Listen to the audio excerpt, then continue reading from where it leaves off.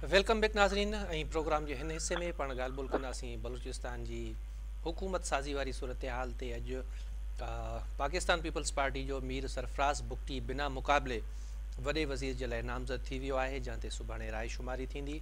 इहो शायदि पाकिस्तान बलूचिस्तान जी तारीख़ में पहिरियों भेरो आहे जो को वॾो वज़ीर बिना मुक़ाबले मुंतखिब नामज़द थियो आहे। मुंतखिब त अञा न थियो आहे, हिन ते वोटिंग थियणी आहे, पर नामज़द जेको आहे उहा हुनजी बिना मुक़ाबले आहे। कंहिं बि जमायत जा उम्मीदवार संदसि मुक़ाबले में पंहिंजा नामज़दगी फॉर्म जमा न आहिनि कराया। नई हुकूमत जेका अचे थी उन जे लाइ बलूचिस्तान में जेके मसला आहिनि उन्हनि खे केतिरे क़दुरु हल करण में मदद मिलंदी, या कहिड़ा कहिड़ा मामला आहिनि बलूचिस्तान जा जंहिंखे तरजीही बुनियादनि ते हल करणु घुरिजे। इन समूरी सूरत हाल ते पाण ॻाल्हाईंदासीं। अरसलान नईम साहब एंकर पर्सन आहिनि ऐं तजिया निगार आहिनि, असां सां मौजूद आहिनि। अरसलान साहब अस्सलाम वालेकुम। वालेकुम अस्सलाम इरफान साहब। सर, वक्त देने का बहुत बहुत शुक्रिया। आज हमने देखा कि सरफराज बुगटी साहब बिना मुकाबले बलूचिस्तान के वज़ीर आला नामज़द हुए हैं। कल जो है वो राय शुमारी होनी है। इससे पहले बलूचिस्तान अवामी पार्टी एकदम वजूद में आ गई थी, एक तजुर्बा हुआ। इस मरतबा जो वज़ीर आला का कैंडिडेट है वो पाकिस्तान पीपल्स पार्टी का है, नून लीग भी उससे सपोर्ट कर रही है। इस तजुर्बे को आप कैसे देख रहे हैं? बहुत बहुत शुक्रिया सबसे पहले इरफान साहब कि आपने मुझे अपने प्रोग्राम में मौका दिया कि मैं इस मौजू पर गुफ्तगू कर सकूं और अपना तजिया पेश कर सकूं। दरअसल जिस तरीके से आपने फरमाया कि नून लीग सपोर्ट कर रही है और पाकिस्तान पीपल्स पार्टी ने नामजद कर दिया है उनको, और उससे कबल ही आपने कहा कि वो सिलेक्ट हो गए हैं, तो देखें वो मतलब नाम तो उनका फाइनल हुआ है, लेकिन जो आपने कहा सिलेक्ट हो गए, तो मुझे उस टाइम खुशी भी हुई, हंसी भी आई। समझ में ये नहीं आया कि इस बात पर हंसा जाए या मातम किया जाए। गुज़िश्ता कहीं अखबार से हम देख रहे हैं कि ये दो बड़ी पार्टियां, पाकिस्तान पीपल्स पार्टी और मुस्लिम लीग नून, जो है सियासत में बरसर इख्तिदार आते रहे हैं मुतारिद बार, और हाल ही में 2018 में हमने ज़रा कुछ एक नया सियासी माहौल देखा और उसके बाद सियासत में अदम बर्दाश्त, बहुत सारी चीज़ें। देखिए, बलूचिस्तान का जो मामला है इरफान, टू बी ऑनेस्ट, ये बहुत पेचीदा मामला है, ये बड़ा क्लियर है, और वहाँ पर भी ज़ाहिर है मुख्तलिफ जमातें हैं, जैसे पश्तून कामिली अवामी पार्टी है, JUI है, फिर मौलाना शेरानी साहब की पार्टी है, इसी तरीके से ANP भी है, दीगर पार्टीज वहाँ पर हैं, और सबका अपना एक बड़ी उनकी एक अच्छी ऑडियंस है, उनका एक अच्छा किरदार रहा है वहाँ पर। लेकिन बलूचिस्तान को शुरू से मैंने ये चीज़ अपनी पर्सनली, क्योंकि मेरा मल्टीपल टाइम ट्रैवल हुआ है, मैं कोयटा भी आता जाता रहा हूँ, बलूचिस्तान में खुजदार वगैरह एक आना जाना रहता है, तो एक पर्सनली मैंने वहाँ पर जो चीज़ ऑब्जर्व की है, वहाँ पर डेवलपमेंट पर काम नहीं होता, फिर वहाँ पर एक सरदारी निज़ाम है, और जिस तरीके से आपने कहा कि तारीख में पहली मरतबा हुआ है कि बगैर बिला मुकाबला एक वज़ीर का नाम फाइनल होता है, उन्हें नामजद कर दिया जाता है, और ज़ाहिर बात है जब इत्तेहादी अपने साथ है, तो पीपल्स पार्टी मियां मोहम्मद शहबाज शरीफ को वज़ीर आज़म बनाने के लिए जो है सरगर्म है, उनको सपोर्ट करने के लिए रेडी है। फिर CM पंजाब जब बन गई मरियम नवाज, तो ये तो ऑर्डर की एक बंदरमार चलती आ रही है, तो कुछ लोग वाला एक मामला है। तो जाहिर बात है जब नून लीग पीपल्स पार्टी को सपोर्ट करेगी तो पीपल्स पार्टी नून लीग को सपोर्ट करेगी। वज़ीर आज़म नून लीग का आना है, सदर पाकिस्तान पीपल्स पार्टी का, जिस तरीके से हम सब सुन रहे हैं गुज़िश्ता कई दिनों से, साबिक सदर आसिफ अली जरदारी साहब का नाम जो है वो सरगर्म है कि सदर के लिए उनको नामजद किया जाएगा, और सब उन्हें फुली सपोर्ट करेंगे। लेकिन जिस तरीके से जरदारी साहब के हवाले से मशहूर है कि वो मफामत के बादशाह हैं, सियासत में उन्हें कभी कोई बात नहीं दे पाया, तो ये बात काफ़ी हद तक दुरुस्त है। तो अगर वो पीपल्स पार्टी के नामजद नुमाइंदे हैं और नाम फाइनल हो गया है, तो नाम फाइनल किया, बल्कि आप उन्हें मुंतखब भी मेरे ख्याल से समझे, लेकिन ये जमहूरियत के साथ एक बहुत बड़ा खिलवाड़ है। और जिस तरीके से हमारे यहाँ पार्लियामेंट में अदम बर्दाश्त का जो एक मादा मैं देखता हूँ कि बढ़ चढ़कर सर बोलने लगा है, किसी को बात नहीं करने दी जाती, ये ऐवान जो है चारों सूबे की मुंतखब जो अवाम जिन्हें मुंतखब करती है उन नुमाइंदों का ऐवान होता है, लेकिन वो एक मछली बाजार बन चुका है, अदम बर्दाश्त है, न किसी की गुफ्तगू सुनी जाती है, बजाय इसके कि सीरियस जो पब्लिक के इशूज हैं, जो जनरल इशूज हैं, जो जिससे एक आम अफराद जो मुतासर होते हैं उन पर बात की जाए, उनके डेवलपमेंट पर बात की जाए, उनको फैसिलिटेट करने के लिए बात की जाए, उनके फंडामेंटल राइट्स के लिए बात की जाए। आज मैं हैरान हूँ, ये वो दो पार्टियां हैं जिन्होंने सबसे ज्यादा महंगाई मुकाम मार्च पर बोले, जब पेट्रोल की कीमतें बढ़ती थी तब सबसे ज्यादा जो है शोर यही पार्टियां मचाती थी। अगर हम करते हैं कि अवाम हमारे साथ है, लेकिन अवामी मुफादात में मैं कहीं भी कोई फैसला साजी मुझे होती हुई नजर नहीं आती। अच्छा अरसलान, मामलात बिल्कुल आप कह रहे हैं कि बहुत ज़्यादा हैं जिनको हल करना चाहिए या उनमें बेहतरी लाने की ज़रूरत है, लेकिन बलूचिस्तान जैसा आपने कहा कि बहुत ही पेचीदा सूरत हाल है वहाँ पे। बलूचिस्तान की सियासत आमतौर पे हम देखते हैं कि वो इलेक्टेबल्स के चौगर्द घूमती है। यही लोग थे, नून लीग में थे तो नून लीग की हुकूमत आ गई, फिर पाकिस्तान तहरीक इंसाफ में चले गए तो पाकिस्तान तहरीक इंसाफ की हुकूमत आ गई। अब वो लोग कुछ नून लीग में हैं, कुछ पीपल्स पार्टी में हैं।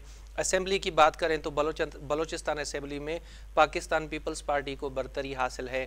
सरफराज बुगटी साहब जो कि चीफ मिनिस्टर के लिए नामजद हुए, इनको कोई गालिबन 1.5 या 2 महीने भी नहीं हुए पाकिस्तान पीपल्स पार्टी में उन्होंने शमूलियत की है। सवाल मेरा ये है कि पाकिस्तान पीपल्स पार्टी के नामजद उम्मीदवार जो कि यकीनन चीफ मिनिस्टर बन जाएंगे, वो बलोचिस्तान इस वक्त जिन मसाइल में घिरा हुआ है उसमें से निकालने के लिए कितने जो है वो कारआमद या मुफीद साबित होंगे? हाँ, देखिए इरफान, बात दरअसल ये है कि I wish and I hope कि वो डिलीवर करें, और लेकिन पीपल्स पार्टी की जो सिंध में भी कारकर्दगी रही है, जिस तरीके से क्लेम किया जाता है कि हमने बहुत अच्छे अच्छे प्रोजेक्ट्स किए, सिमिलरली बलूचिस्तान के हवाले से भी मेरे ख्याल से चीज़ें होंगी और अनाउंसमेंट्स होंगी, लेकिन आई रियली विश वो करें, क्योंकि अभी आप देखें गवादर में जो सूरत हाल है, फिर पश्चिमी में और जो दीगर जगहों पर जो भी सैलाब आया हुआ है 2-3 दिन से, जिस तरह की एक नया बारिशों का सिलसिला शुरू हो गया, एक बहुत बड़ा चैलेंज उन लोगों को अकोमोडेट करने का है। अब ये नामजद होते हैं तो उसके बाद देखना है कि क्या एक्शन लेते हैं। अगर चाहे जो रेस्क्यू टीमें हैं और जो भी दीगर लिबीज हज़ात हैं वो जा रहे हैं, वो ऑपरेशन करके लोगों को रेस्क्यू भी कर रहे हैं, लेकिन लोगों के घरों में कहीं कहीं पर पानी खड़ा है। बलूचिस्तान के अंदर सबसे बड़ा एक तो जो सैलाबी सूरत हाल है, भी एक बहुत बड़ा चैलेंज उनके लिए वो होगा।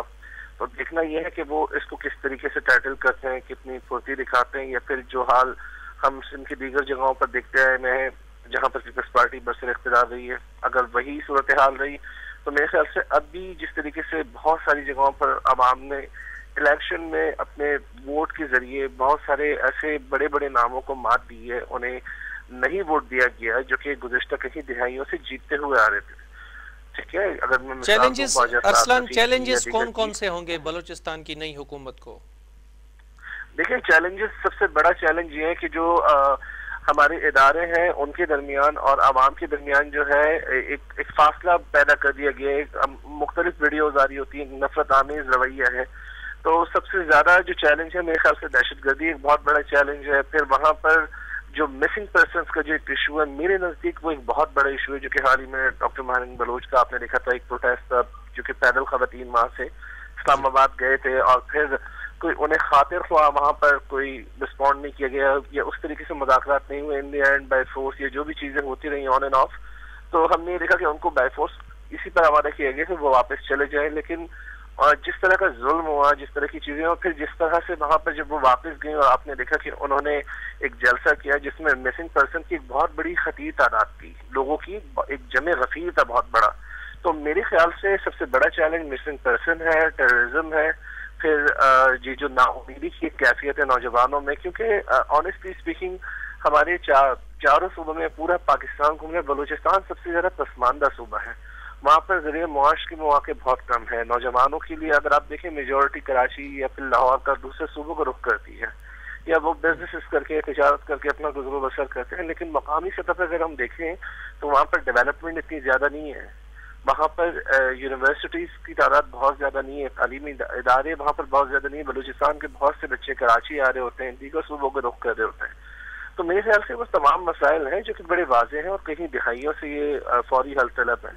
प्रायोरिटी लिस्ट क्या होनी चाहिए अरसलान, जो मामला तरजीही बुनियादों पे हल होने चाहिए, फौरी तौर हंगामी बुनियादों पे? बिल्कुल, अगर आपके प्रोग्राम की तवज्जो से मैं रिक्वेस्ट करना चाहूँगा, अगर मुझे पीपल्स पार्टी के आला और दरान सुन रहे हैं तो मेरी तरफ से मैं उनको एक रिक्वेस्ट बल्कि करूँगा बलूचिस्तान के लिए कि वो बलूचिस्तान के जो मसाइल हैं उनकी तरफ मुतवज्जह हों खुदा के वास्ते, और सब होश के नाखून लें। और फिर ये कि सियासत में जो एक अदम बर्दाश्त का जो एक मादा जन्म ले चुका है, ये बड़ा खतरनाक है। ये हमारी सोसाइटी को बहुत ज्यादा जो है ना खराब करता चला जा रहा है। आज मैं अभी कुछ देर कबल ही महमूद अशरफ खान साहब की जो असेंबली की स्पीच थी वो सुन रहा था, तो उन्होंने बड़ी जबरदस्त कुछ बातें कही। एक तो उन्होंने कहीं ना कहीं वो एस्टेब्लिशमेंट को भी तनकीद का निशाना बना रहे थे कि वो आइन के साथ खिलवाड़ करते हैं, उनके अल्फाज थे, ऑन रिकॉर्ड है ये सारी चीजें, सरकारी टीवी पर भी नशर होती रही है। اور اس کے ساتھ انہوں نے کہا تھا کہ میں اس کا کس طریقے سے کروں. پھر بات نہیں سنی. کچھ باتیں ان کی بڑی ویلڈ ہیں, لیکن یہ کہ ہر چیز کا حل ٹیبل ٹاک ہے. So I believe this is the right time کہ سب کو ایک جگہ بیٹھ کر اس حوالے سے بات کرنی چاہیے. اور سیکنڈلی کہ بلوچستان کے جو اہم مسئلے, سب سے پہلا مسئلہ آپ کو مسنگ پرسن کا ہے, وہ آپ کو ریزالو کرنا ہوگا.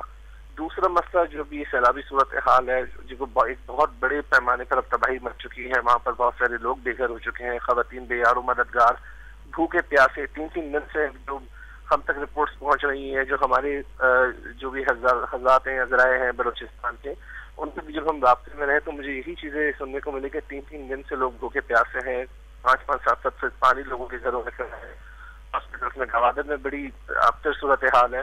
تو میرے خیال سے اب ایک سب سے بڑا مسئلہ ابھی یہ آنے والا ہے کہ سیلاب سے جو متعلق معاملات ہیں ان کو فوری طور پر حل کریں, اور یہ کسی حد تک ہو جائیں گے. اس میں ریلیز اہلکار بھی شامل ہیں انشاءاللہ تعالیٰ. حسب معمول آدمی بھی بڑھ چڑھ کر آگے بڑھتی ہے پھر اس معاملات میں, اور اس طرح کے جو آپریشنس ہوتے ہیں جب نہیں صورتحال سمجھتی تو وہ فوری ٹیک اوور کر کے معاملات ریزالو کرتے ہیں. تو انشاءاللہ وہ بھی اس چیز کو کر لیں گے. لیکن جو ایک فقدان ہے سب سے بڑا, جو مسنگ پرسن کا میرے نزدیک معاملہ, یہ بہت بڑا مسئلہ ہے اور اس کو فوری حل کرنا ہوگا. کیونکہ دیکھیے اس چیز پر انٹرنیشنلی بھی بہت زیادہ ایک عجیب امپیکٹ پڑ رہا ہے ہماری کنٹری کی بھی امیج پہ, جب جس طرح سے پروٹیسٹ ہو رہے ہیں, اور ہمارے میڈیا اگر اس کو اس طریقے سے کور نہیں کر رہا ہے جس طریقے سے دوسرے میڈیا چینلس یا انٹرنیشنل میڈیا اس کو کر رہا ہے, تو یہ ایک بہت بڑی جو ہے وہ میرے خیال سے فکر کی بات ہے. اور ہم سب کو, ہمارے جو سیاستدان حضرات ہیں, ان کو بہت سیریس ہو کر غور و فکر کے ساتھ اس معاملے کا حل نکالنا چاہیے. دیکھیں اگر کسی کے خلاف کوئی مقدمہ ہے, اگر آپ کسی کو مطلب کسی کوئی ملزم اگر ہے اور آپ سمجھتے ہیں کہ اس نے کوئی جرم کیا, تو آپ اسے عدالت میں پیش کریں, قانونی راستے اختیار کریں. لیکن کسی کو جبری گمشدہ کر دینا, 100% معاملات جو ہیں وہ جبری. Let me finish please. میں کہہ رہا ہوں یہ بہت ایک تکلیف دہ عمل ہے. ہم خود اگر اپنے اوپر رکھ کر سوچیں, کسی کا بھائی جو وہ 15 سال سے غائب ہے, کسی کا باپ 20 سال سے گھر نہیں آیا, بھائی زندہ ہے مردہ, وہ کہتے ہیں اتنا ہی بتا دو تاکہ ہمیں صبر آ جائے. تو میرے خیال سے یہ بہت ایک تکلیف دہ عمل ہوتا ہے. یہ سائیکولوجیکل جو لوگ اتنے سالوں سے تمام تر اسٹیجز سے گزر رہے ہیں, کیا ریزن ہے؟ تو اس کا حل نکالنا چاہیے. میرے خیال سے ان کو عدالتوں میں پیش کرنا چاہیے.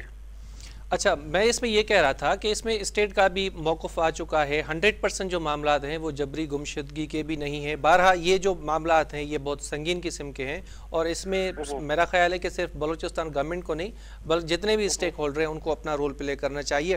اچھا, وفاق کی طرف اگر ہم آئیں, ارسلان صاحب, تو آج بھی ہم نے دیکھا قومی اسمبلی میں گہما گہمی تھی, کل بھی یہی صورتحال ہمیں نظر آئی.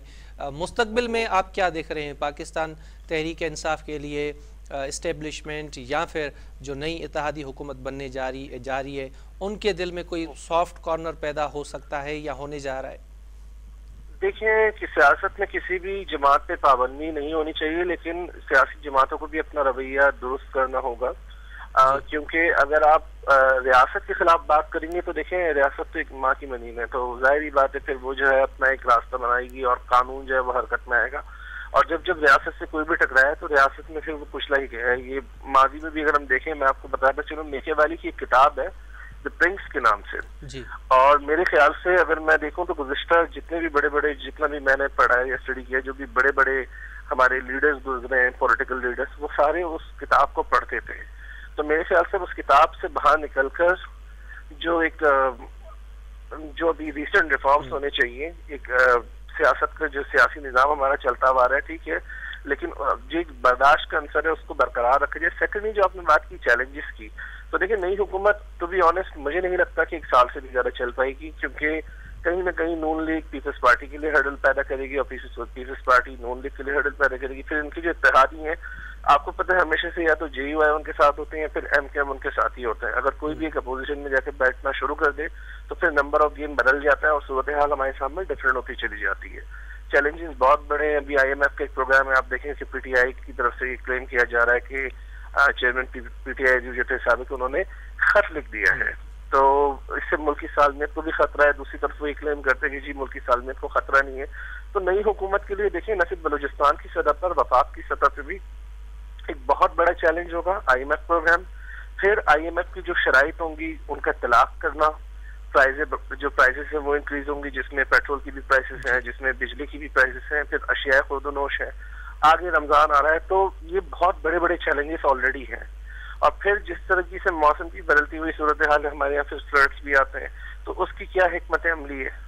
اس حوالے سے مجھے کوئی بھی ہوم ورک نظر ہوتا ہوا نہیں آ رہا. میں یہی دیکھ رہا ہوں گزشتہ کہیں دہائیوں سے ہمارے جو فلڈ ہے وہ بڑا کامن ہو چکا ہے، لیکن ڈیمس کے حوالے سے کوئی کام نہیں ہو رہا. تو ان تمام معاملات کو بیٹھ کے ریزالو کرنا چاہیے. اگر موٹو سب کا ایک ہے کہ پاکستان اور عوام کی خدمت، تو بھائی سب ایک ٹیبل پر آ جائیں، بیٹھ کے کر لیں، عوام کی بھی خدمت کر لیں اور اپنی بھی خدمت کر لیں.